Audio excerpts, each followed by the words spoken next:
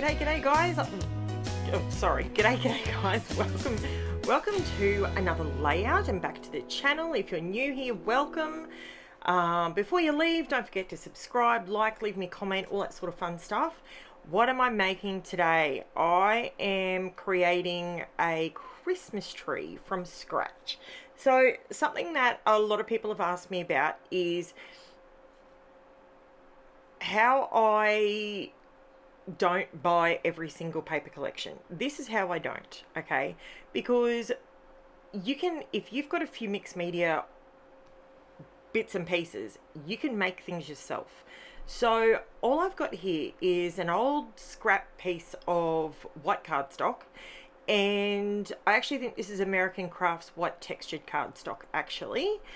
And I'm using Distress Oxide inks, but you could use paint, you could use watercolor, you could use all sorts of things. And I'm using a gesso brush, and I'm dragging, as you can see, I'm dragging one direction on the paper. So I'm not dragging it across and up and around.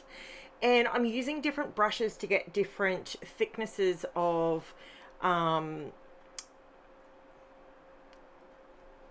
wouldn't call them leaves, but in the end they're leaves, if that makes sense. So stick with me and let's have some fun. Let's create a Christmas tree.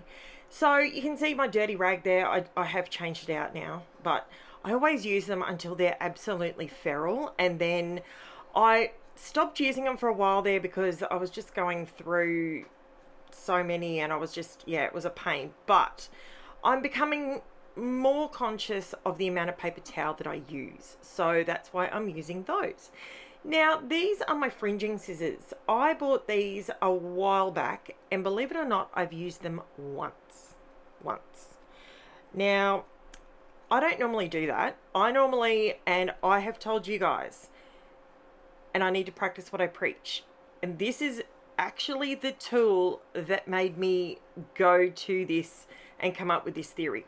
If you look at a tool and you can't think of at least 3 ways that you could use it right here, right now, on 3 different layouts, don't buy the tool, because you're being influenced to buy something that you probably won't ever use. I bought these because I wanted to create, I remember it was a Paige Evans, I mean, we're going way back. We're talking probably 4 or 5 years ago, and I was influenced because I thought I need those scissors in my life, and I bought them and I used them once and I've never used them again. So I decided that this Christmas festive season I'm going to use them at least once. So I've ticked that box now, and this is where, now bear with me, okay, this is where I've used a piece of my scrap timber looking piece. If you've seen the last couple of videos, you'll know where these scraps are coming from. It was one 12 by 12 wood textured cardstock from Craft Consortium. There you go. I remember that off the top of my head. Now, the thing is, okay, I've got to tell you as well, I actually did these layouts like a week and a half ago. So I'm kind of watching them to go, oh yeah, that's what I did. So if I sound a little bit like, huh? It's because I'm trying to remember what I actually did next. So as you can see, I've cut them all in strips. Now can you see how there's stripes on the cardstock? See how it's giving you highlights and lowlights, and you're getting a little bit of a shadow and whatnot. Now looking at it like that, it doesn't look like a Christmas tree, right? It's okay. Stick with me. Now this is where everything goes nice and bright to where I love where Christmas goes with these things. Now this is where a lot of Vicky Bouton papers really scream to me, especially the her latest one, the Peppermint Kisses collection, and it screams to me because I love how she incorporates bright colors that are not necessarily your traditional colors. So she uses greens and stuff like that, but it's not necessarily all red, green and white, you know, or red, green and gold, red, green and silver. And that, I love that. So in honor of Vicky Booten, I am doing a background that is super bright. I've used my Distress Oxide sprays.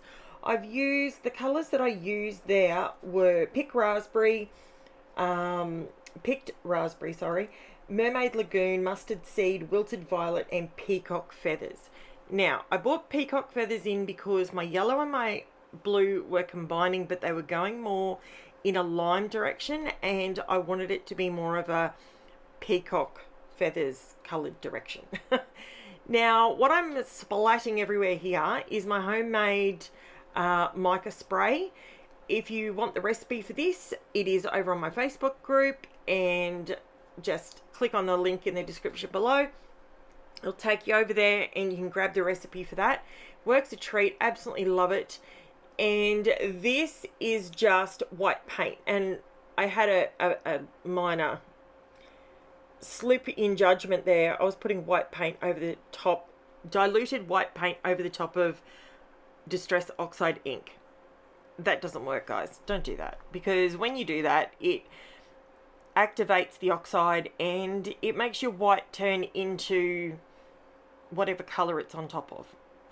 So here you go, guys. This is how so I'm still at this point just having a play with hoping I've got enough leaves to make it to the top of my tree. That's what I'm fiddling with at the moment. I remember thinking, if I don't have enough to get to the top, I'm gonna be shattered. So I glue down my trunk, and then what I do with these pieces, now you notice that I only fringed up so far, and then I've left a piece where they're all connected. The reason I've done that is because nobody wants to sit and put each individual pine frond on there. So hence, this is how you get to create. I'm curling the edges up, by the way, guys. If you're wondering why I'm bringing in that alcohol marker, I'm just curling the bottoms of these fronds up so that you get the amount of texture on this layout is awesome. Absolutely love it. You can tell by the back of this particular piece of cardstock that it was one that I used the other day in my cricket when I was playing, so that's why it's got words underneath it. But hey, why not reuse it? Because once it goes in my album, all these leaves are going to squish down a little bit anyway. And, you know, at the end of the day, it totally works. So see how I'm breaking them into sections and then I'm sort of pushing it out. That's going to give you your tree triangular sort of shape. Your branches going out into a triangle. A really good way to make your layout look like, or something I've learned over time, is make your whatever run slightly off the page, right? So in this case, I've got my tree and half the tree is not on the page. So you're only doing half of the tree. For some reason, that is way more appealing to the eye and it works beautifully. You can see here, I'm really curling these leaves up. I'm getting down to the last few, so I'm sort of making sure that I spread them out a little bit more, and I'm tucking them under to get rid of that sort of that solid line, that solid edge. I've chipped the bottom of the strips. I've sort of cut into them and chipped them. You know when you get a haircut, ladies, am I right? You get a haircut and the hairdresser starts chipping into the end of it, and you have a heart attack because you think, oh my God, what is she doing? Or what is he doing? That's what I did with the bottom of my little tree bits. That's what I did. I just chipped the ends of them, and now can you see how that straight flat piece of cardstock, after adding a little bit of oxide ink or paint or watercolor, whatever you want to do, see how I'm just chipping away at it even more. I only did a little bit and then realized it needs a little bit more because I want these layers to be a little bit more. You can see off to the right there how small the pieces are that I'm chipping off. It's not a lot. I'm not hacking into it or anything.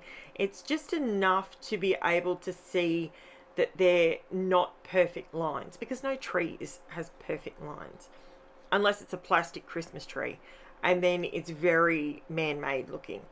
So these particular little round crystal diamantes, I got these from AliExpress, I think it was, and or maybe it was Temu, I don't know. I only put one Temu order in, and I won't be putting any more in anytime soon.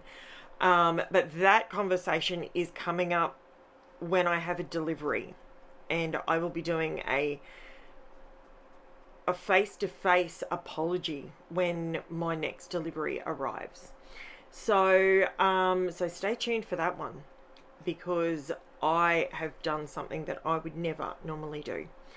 Now I have added these crystally. Now these are huge. When they arrived, they're massive. They're one of these things that I've had sitting off to the side going, I'll come up with something to use them, but I don't know what. Christmas baubles was the perfect thing, because they're just the right size to hang on a giant tree. So I just struggled with it. I didn't know what to use those things for, but this works perfectly. Now my tree's coming alive. It's looking pretty good. I'm pretty happy with how it's going.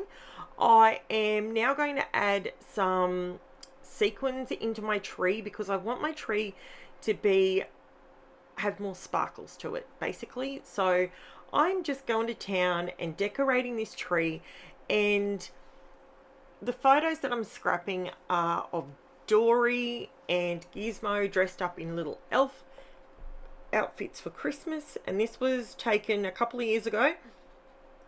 I think it was, let me think. I think it was 2023? Maybe it was 2020? I don't know off the top of my head. That's pretty bad, isn't it? Don't worry, when I journal on it, I will have I always journal later. And you saw me earlier playing with the stars to try and figure out which star I wanted on top of my tree.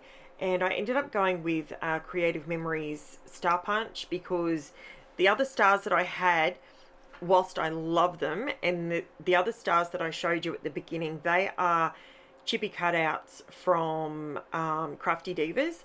They are beautiful, but I took my tree a bit too high. So if I had have kept my tree down a little bit, that was actually what I was going to use on my tree.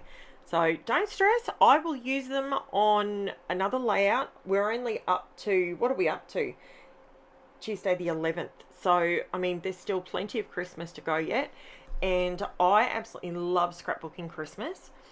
And so you will get lots and lots of inspiration. Now, this is where Taylor had actually just walked in the door, and she'd been shopping, and she picked up these little, I call them gonks, but they're little elves, they're little gnomes. I call them gonks because I think gonks sounds really cute.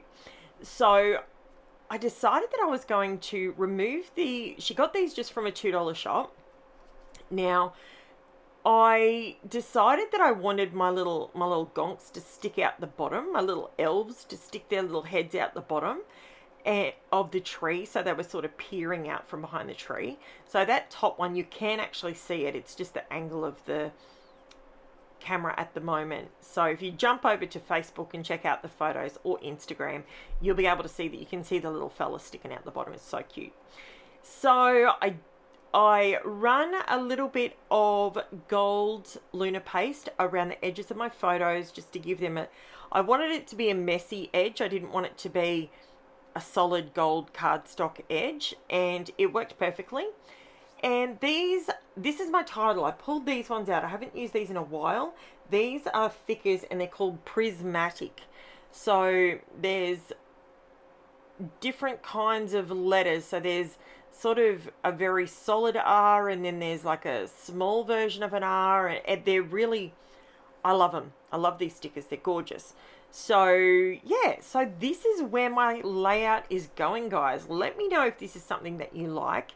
Is it something that you would now consider doing? As much as it looks really difficult, now I've shown you it's so easy. And will you give it a go? Is it something you'll give a crack? Why not? Then I just ran around the edges with my black Posca paint pen, just around 3 edges to give it that border, and I absolutely love how that turned out. So let me know, guys, if this is something that you want to try. I would love, I do come in with some NUVO Deluxe, no, what is it? NUVO Glacier Paste Winter White, just on my branches, just to give a bit more shimmer. So here it is up close and personal. Shameless plug, guys. Don't forget, I've got my Buy Me a Coffee link in the description if you'd like to support the channel. And I've also got my Facebook and my Instagram links in the description below. I've also got a list of everything I used on this layout in the description below, so you can see the little green guy sticking out. It's pretty cute.